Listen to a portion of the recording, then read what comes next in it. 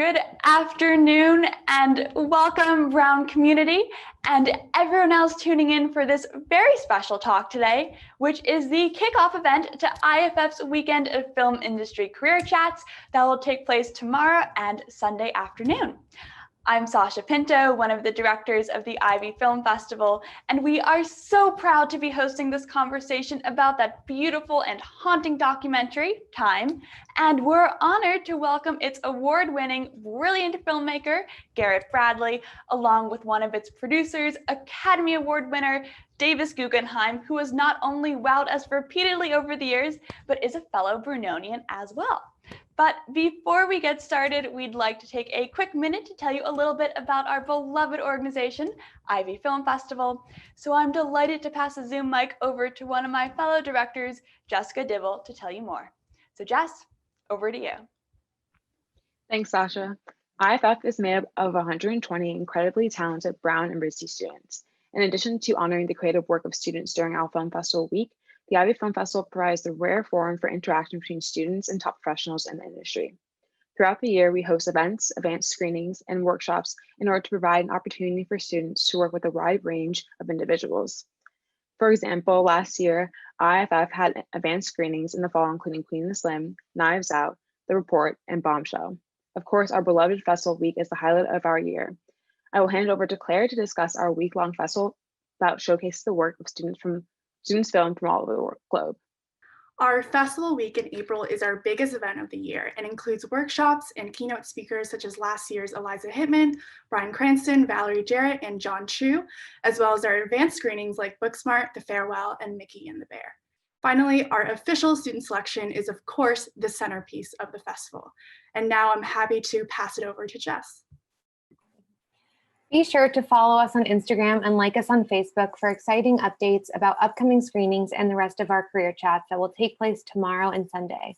We hope you all enjoyed today's event, and now I'm honored to turn it over to IFF coordinator and sophomore at Brown, Georgia Salke, IFF co-director Jessica Dibble, and our speakers for the afternoon. Hi, everyone. My name is Georgia, and I'm a coordinator here at IFF, like Grace said. Thank you so much for joining us today. We're super excited about the upcoming conversation.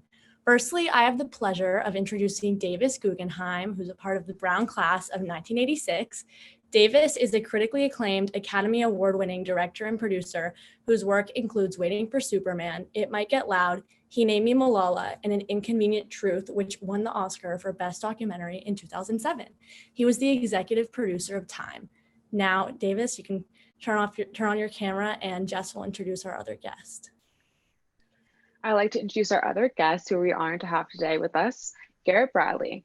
In January 2020, Garrett Bradley became the first Black woman to win the Best Director Award in the U.S. documentary competition for a feature-length documentary, Time.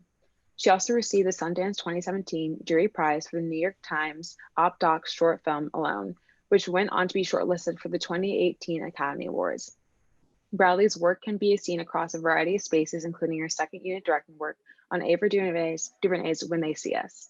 Her first New York solo exhibition, Projects Garrett Bradley, will be curated by Thelma Golden, the director and chief curator of the Studio Museum in Harlem, and is currently scheduled for this fall 2020.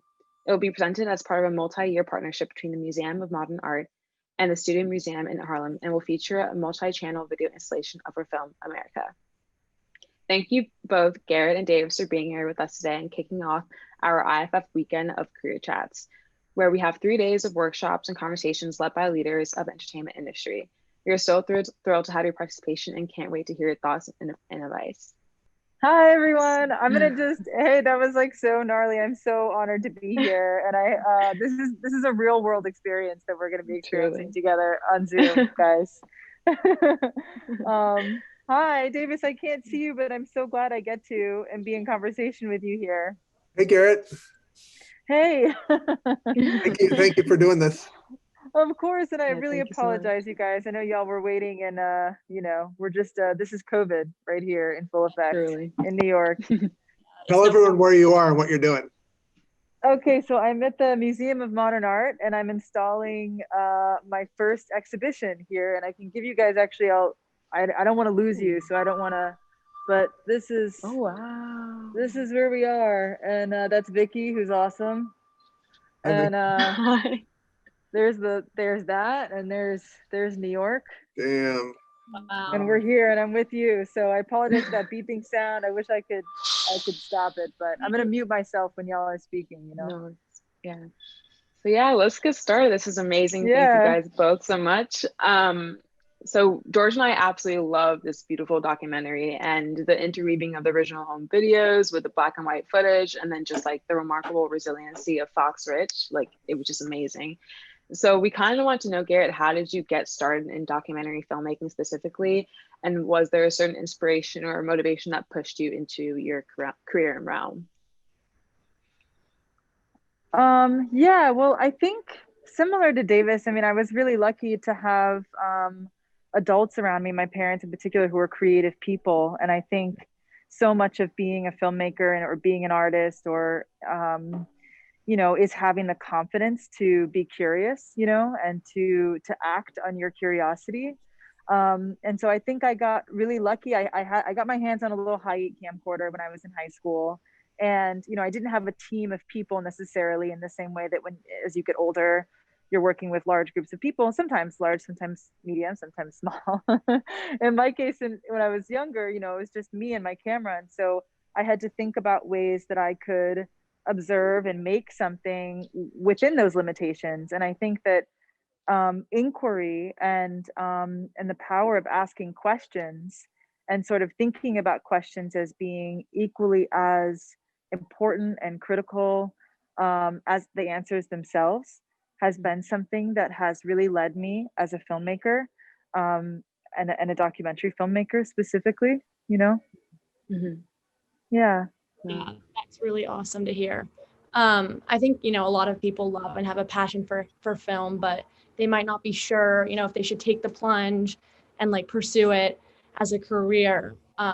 So Davis, you know, I know you've worked on so many incredible documentaries over the years.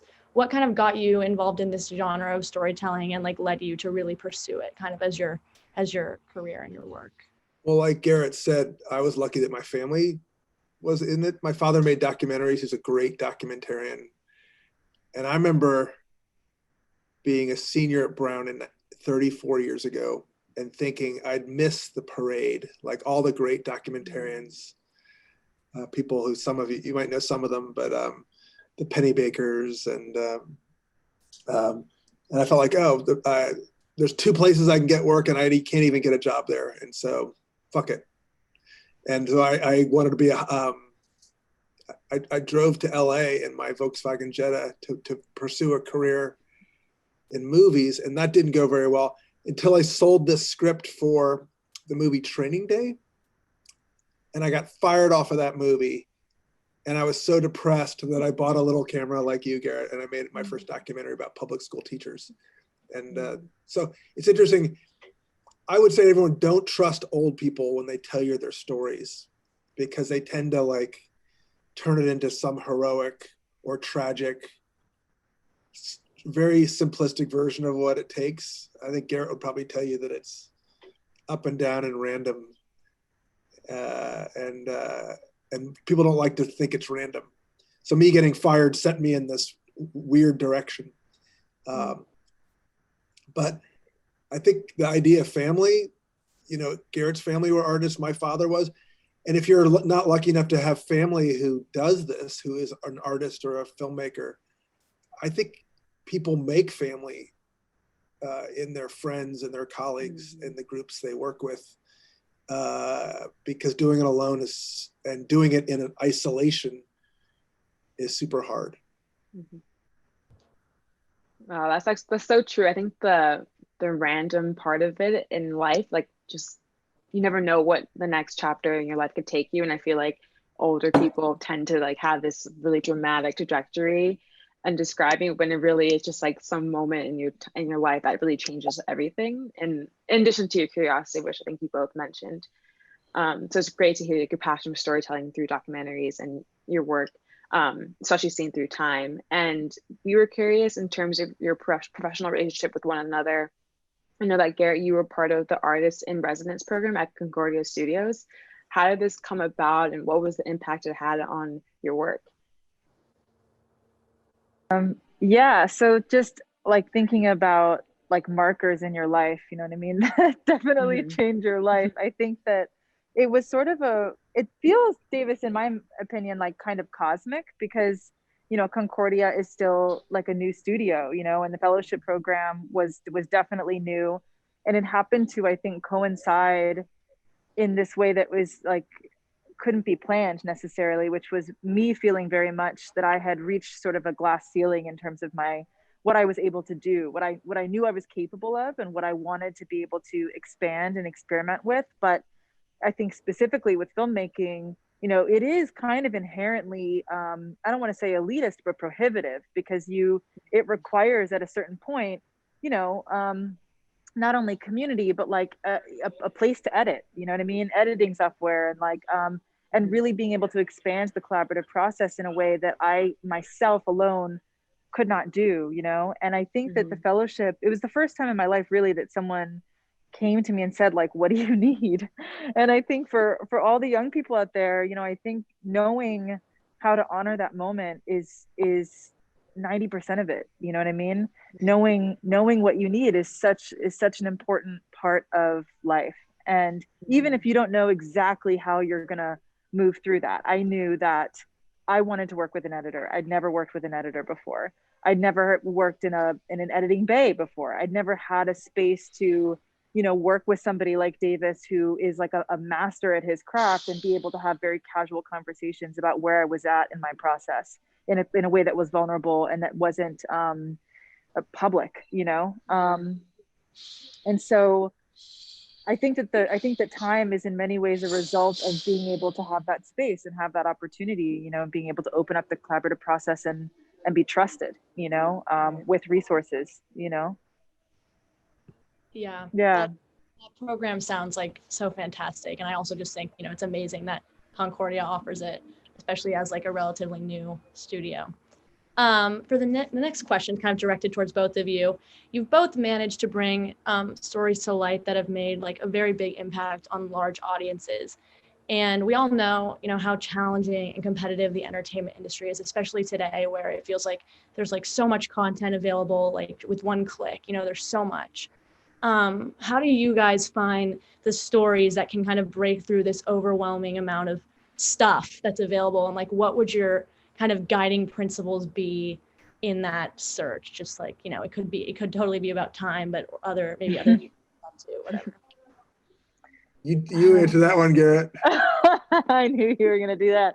I mean, I think, gosh, I mean, I think that for me, first of all, everyone's journey is different. I think, as Davis said, you know, and I think so much of it is finding your truth. You know, I think that, I think part of when people say like, I want to find purpose in my life, or what is one's purpose, I think that that's another way of saying, what do you want to give? You know what I mean? And how do you want to give it in the world? And so I think that this question of sort of everything you're up against, all the different films, all the conversations, all the things, all the content, quote unquote, that's out in the world, to a certain extent, that doesn't totally matter. You know, for me, at least as a filmmaker, it's more about what in my life at that moment is something that I want to give, and how can I give it? And is it actually meaningful in some kind of way? And I think that if I'm able to answer those questions for myself, and that those that I'm working with are also able to answer those questions, and we are in alignment about what that gift, or not gift, but what that offering is, then it's the way to rationalize bringing something into the world. So to a certain extent, and I don't know if I'm answering your question exactly, but what I'm hearing is sort of like, how do you navigate the market, maybe, right? Like there's this market, and you're putting something in, and how do you rise above it? And I kind of think, I don't really think about that, you know? There's something so much more fundamental and human and specific that I think ultimately is what's most important, you know? I want to agree with Garrett about that. And it's interesting, the Q&As I've done at Brown and other places, it's so understandable that everyone, you know, wants to know what the market is doing. How do we get in? How do you break through? I mean, I felt the same way. So those questions are natural. But it's interesting if you think about what happens when you have your moment, when you do break through. Are you ready? Do you have something to say? And so it's like, I like to think of like you're climbing a mountain, right? And along the way, you have these moments where people let you can go higher and higher because you get a job or you get a break, and but along that way of of following your ambition, Garrett, I would call you ambitious, but that's sort of a a secondary quality. What's so amazing about Garrett is that she has spent her life developing her voice as not just as a filmmaker, but as an artist. And so I think ambitious young people, like people at Brown, tend to spend their life trying to get up that mountain. But if you haven't brought along with you on that trip, whatever that metaphor is, a backpack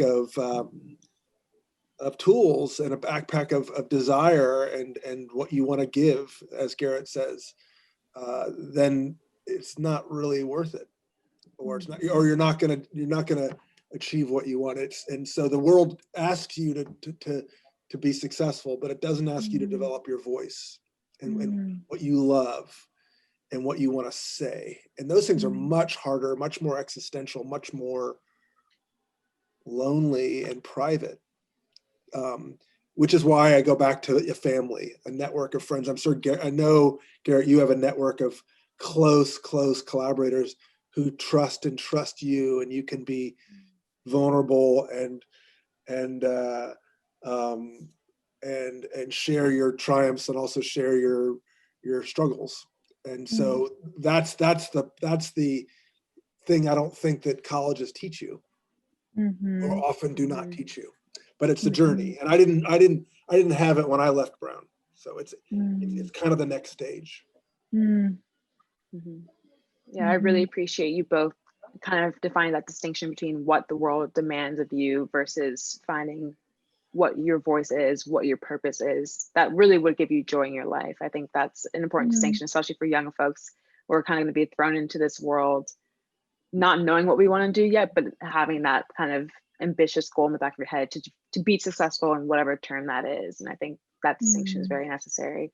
I want to say one thing that Garrett is being very generous about Concordia and the artist residency program, but she was already doing this work.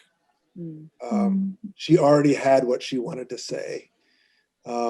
She just needed some tools, and maybe we helped her with a few of them, but she was doing it.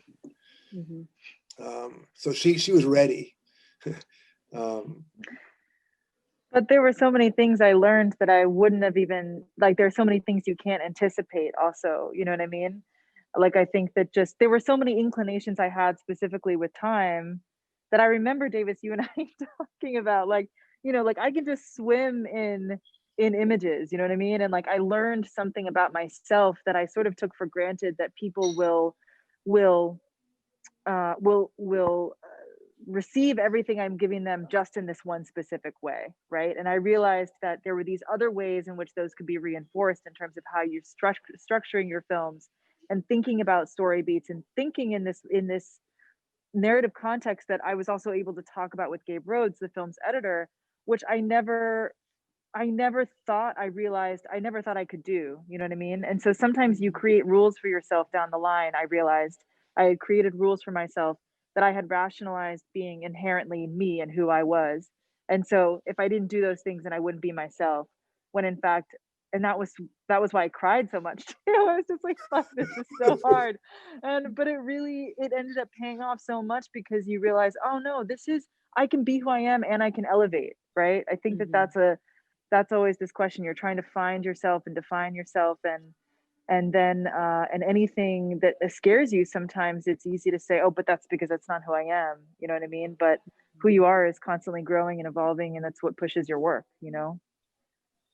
And I learned that in the process of the fellowship, truly. So I mean, that's not bullshit, it's truly what happened. So, and I'm thankful for it. That's so nice.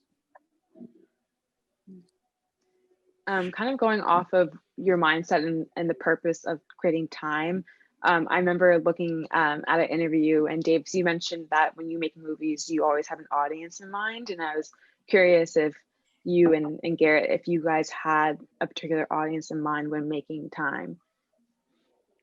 Yeah, I mean, I think that the audience, like, that kind of goes back to this question, like at the very, very beginning of for me, any process in making a film is to have a conversation with the people I'm filming with and say, why do you want to make this film? You know, what is it that you feel that this is going to offer to the world, right?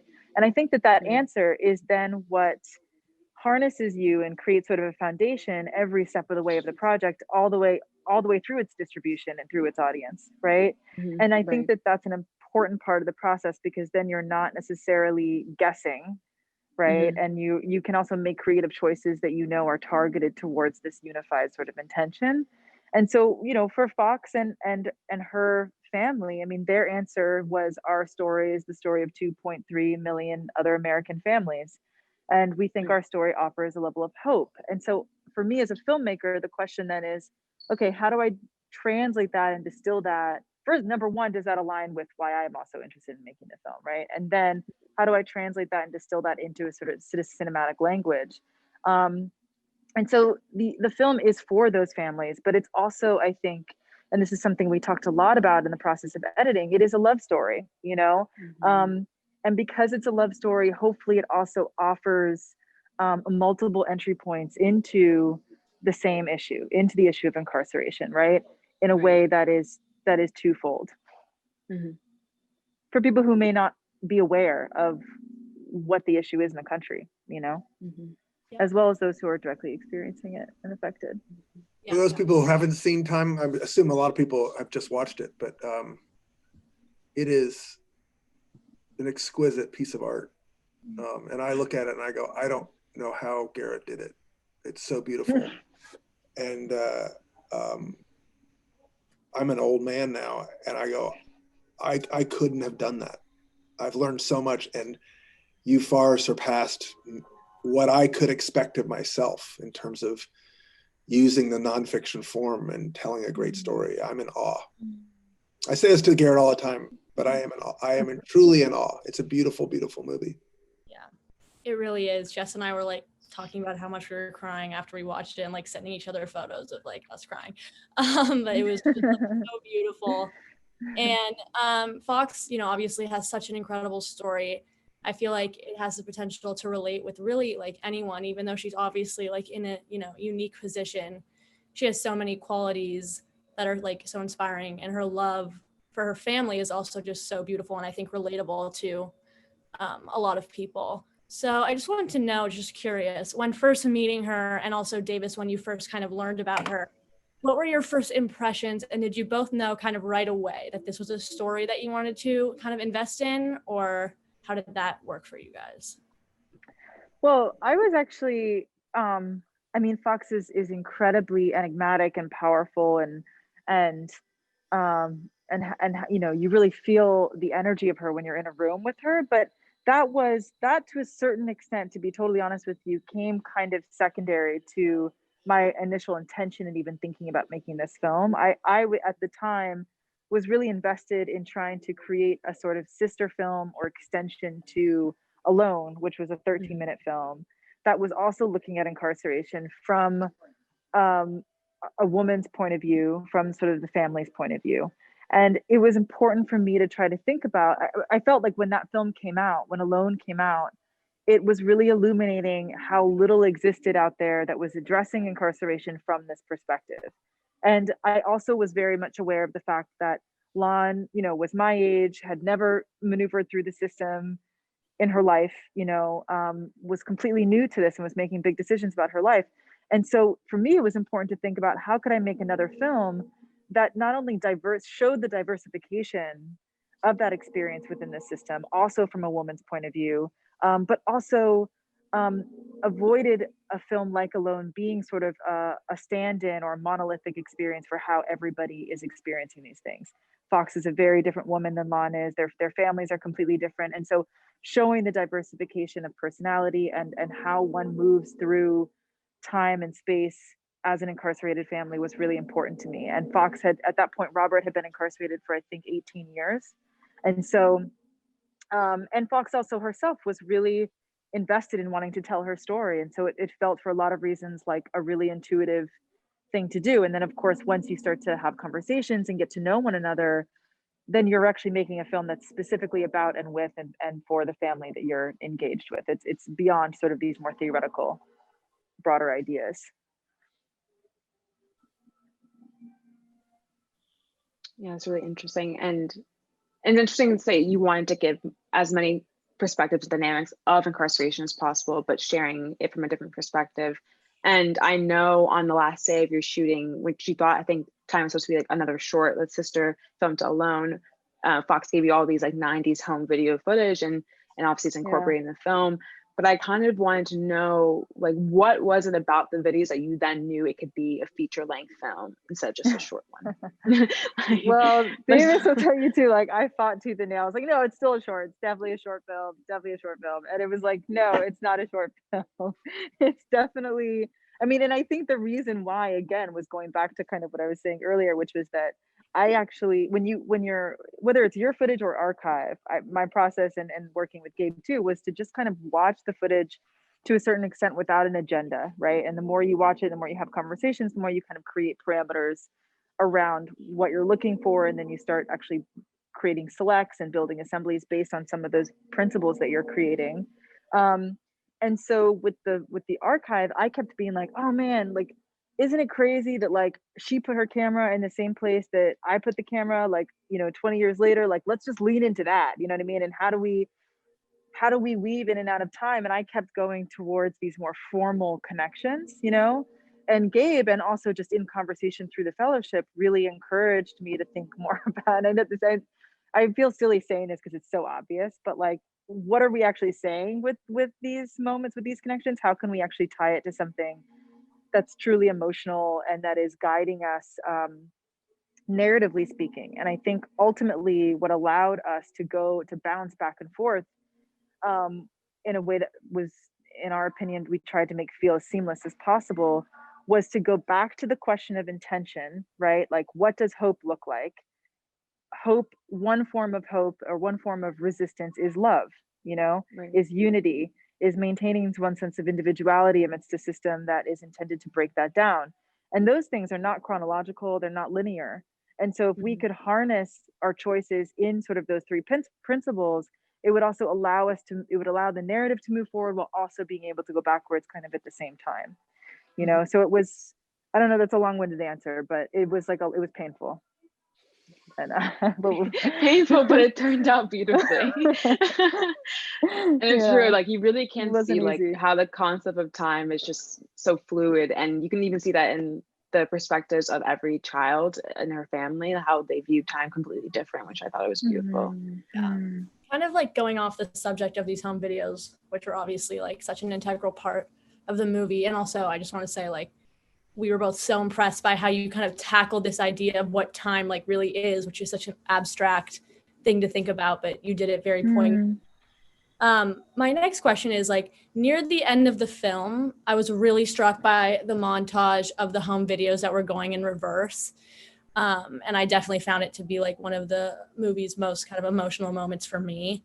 I just would love to hear like a little bit more about that stylistic kind of choice, and perhaps like what you were trying to convey through it, if it was kind of a statement on time itself, or I don't know. I was just really curious to hear the process behind that.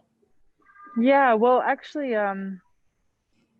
it's funny. I still want to try to find a way to do this, but I remember Gabe and I talking about, I was like, look, why don't we just take the whole sequence of the whole film and like have the whole film go in reverse at the end, like and just fast forward it really quickly so you watch the whole film from back to front. And then that clearly was insane and like not going to make a lot of sense. So thinking about it in terms of the archives specifically, but also in terms of trying to kind of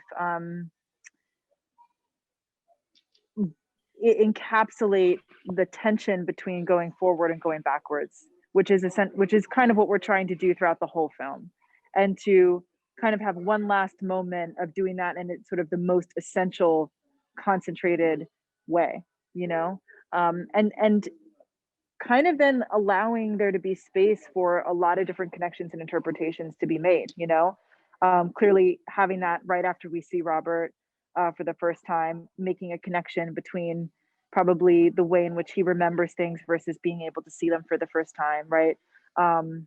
As well as just the kind of formal structuring of the film itself. I mean, there were a lot of things I think we were kind of open to just saying, like, this feels intuitively right to a certain extent, and let's see what happens. And I think sometimes choices are made that way, you know, or rationalized that way. Yeah. Yeah, I really appreciate you sharing the insights of kind of how you pieced everything together, and especially that last scene, it really was so poignant with the going back in time.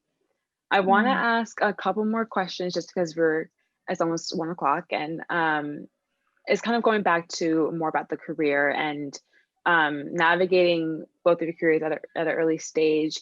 You guys mentioned both having a community that became your family, but we wondered if you ever had a mentor that helped you guide through the early parts of your careers and the challenges of being a young filmmaker. And if not, did you find support elsewhere? Davis, you want to answer that question, or should I go first? I'll start. I think there are like 100. And I think I've been thinking a lot in the last year or so about the invisible network that helped me. And that invisible network was, on the most part, white guys who look like me. Starting with my father, like, why wouldn't he help me, right? I'm his son.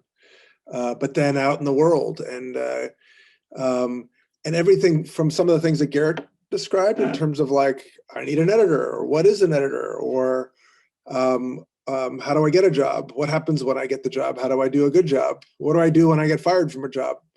How do I get a second job? How do I get a fourth job? It's a network that just keeps going. And I wouldn't call it a nefarious network or a malicious network. It was just sort of a network that worked informally, but probably blind to the deep, troubling exclusion that it has caused. That's why, you know, it's been so hard to change, which is why we have the fellowship program, which is why we're funding movies that are from different voices. So there have been some key mentors, including my father, a great, incredible editor named Jay Cassidy, who cut American Hustle, that movie, but also cut Inconvenient Truth and my other film, Waiting for Superman. Just an incredible editor. Garrett would probably tell you editors are like your closest collaborator on a documentary. It's maybe different on scripted movies. Sometimes it's your writer. Sometimes it's a producer. But it is, there are only a few people I know that have done it alone. Like I know very, not very well, but Steven Soderbergh, and I met him, we're the same age, and he just seemed to be able to do all of it without anybody's help. It's kind of remarkable. And they're, you know, like Stanley Kubrick. But besides that, and Garrett to some extent has such a clear idea of what she wants. But I think to think of it as one person, I think is a mistake. I think you think of it as an extended family over time. And if you don't want to collaborate, be a painter. You tell me differently, Garrett, because your parents are painters. But my sense is that people in that profession can do it alone more. In the film business, you just can't do it alone. It's very difficult. And as you're climbing that mountain and you're sort of building those skills, as you learn, like, you may have your voice and what you want to say, but you don't have the tools to know how to say what you want to say, or to have other people whose voices are more refined, who are helping you articulate and challenge your voice. So that's a long-winded way of saying it's not one person or one thing. I think investing in that network and building your own network, knowing that you can't do it alone, I think is the way to think of it. I would say it's so true. Like I completely agree with that. And I think that there's I mean, I was looking at, I didn't really have like formal mentors growing up necessarily. I mean, like I said, I had my parents who, you know, and painting is a completely different ball game. It's a totally different world, you know, and I'm in many ways sometimes very jealous of painters. But you know, I think I also like I read a lot of Zora Neale Hurston's books and read a lot about her when I was younger, and I think that there were certain things about her sense of adventure and what she was up against as a writer, you know, not being fully accepted by, you know, Richard Wright and Langston Hughes and a lot of the men that were a part of sort of the Harlem Renaissance, and her really having to kind of pave her own path. Um, those were things that I think intuitively I held with me. And um, I think it's also been really important, as Davis is saying, to sort of honor when you don't have a sort of formal mentor. I think you're kind of looking for mentors in everybody, right? And maybe this is also similar to what Davis is saying. And, you know, human beings, we are so resilient and so strong.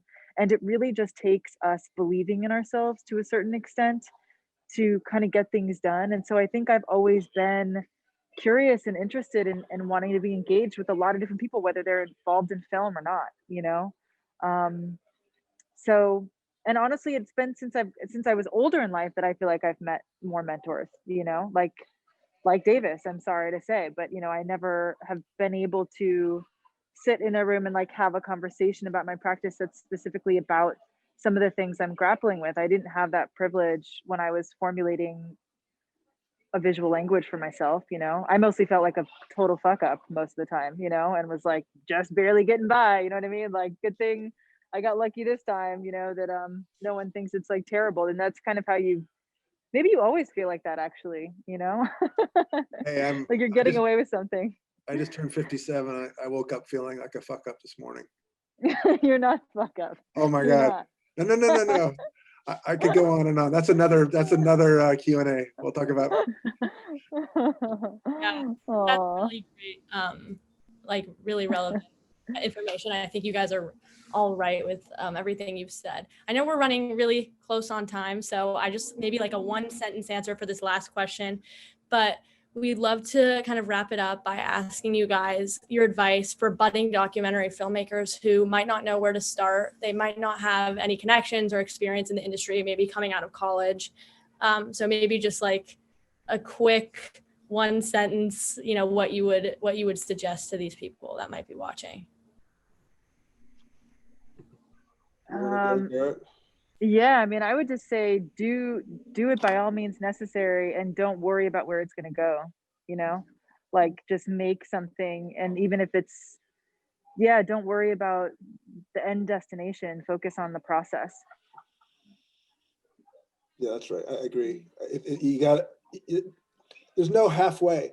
I think if there's one consistent thing, everyone does it differently. If there's one consistent thing, is that everyone has taken the leap. Mm-hmm. And they don't know, you know, where they're going to land. Mm-hmm. And you often fall on your face, but if you take the leap, it's really hard for anyone to do it without taking the leap and just saying it's going to be years. Yeah. But taking the leap. That's beautiful. I think that's a great way to end this conversation. Thank you both so much for your thoughtful responses and for being here with us today. I know you both are extremely busy. Garrett, you're like doing your installation. Thank you so much. Yeah, thank you so much. Happy to talk to you guys today. Of course, thank you all. Thank you, Georgia. Be safe out there. Thank you so much. Thank you, Garrett. I love you. Thank you. Love you guys too. Love you. Be safe. Talk soon.